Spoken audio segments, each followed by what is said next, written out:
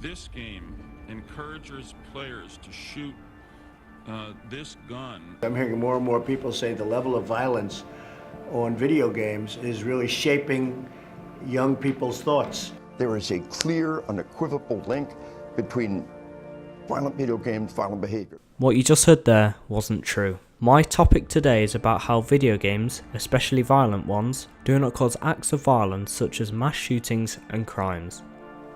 Quick note, most of the media and facts shown in this video will be primarily from American sources, as they have the biggest problem with gun violence. Take me for an example. I play a lot of video games, but am I a violent person? Okay, no, maybe don't answer that. We need to stop blaming violent video games for violent crimes such as mass shootings. Video games are played all over the world, but mass shootings are a uniquely American problem. So, why have video games been getting the blame for violent crimes for the last 20 years? Well, as Professor Patrick Markey from Villanova University explains, we go through this thing called the moral panic. Typically, the older generation is fearful of something that a younger generation is adopting that they don't totally understand or they don't see value in. Patrick Markey also wrote the book titled Moral Combat, which was about why the war on violent video games is wrong. On the 14th of February 2018, there was a mass shooting in Florida, killing and injuring 34 people.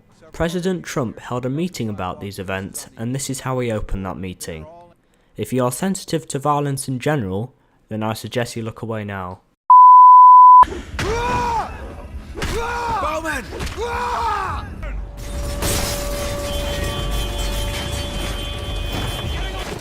Even though those images were unsettling, there is still no clear link with people playing these games and doing acts of violence.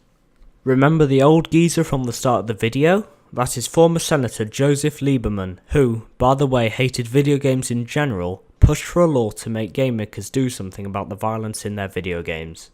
Instead of a law or ban, we got the ESRB, or the Entertainment Software Rating Board, and the gaming industry rates its own games based on the content it offers. According to the ESRB, over 80% of physical retailers and over 90% of online retailers comply with these ratings.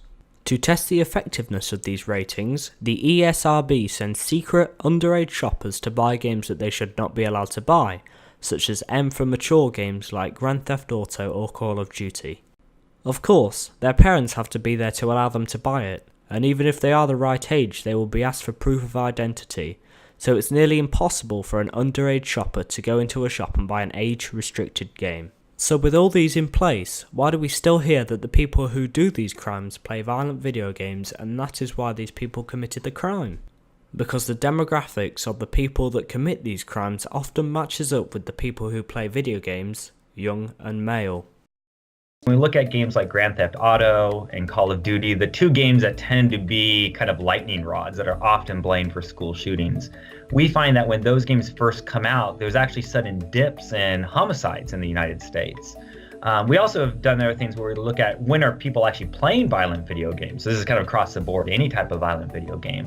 And what we find is when people are playing violent video games, we also see dips in violent crime, aggravated assaults, homicides, and so forth. Now, look at Stephen Paddock, the Las Vegas shooter that committed the worst mass shooting in US history. He was 64 years old, way off the demographic that play violent video games. Just like a few other mass shooters, they didn't line up with the demographic, so violent video games were never blamed as the cause. Japan is a perfect example. Video games are deeply integrated into the culture.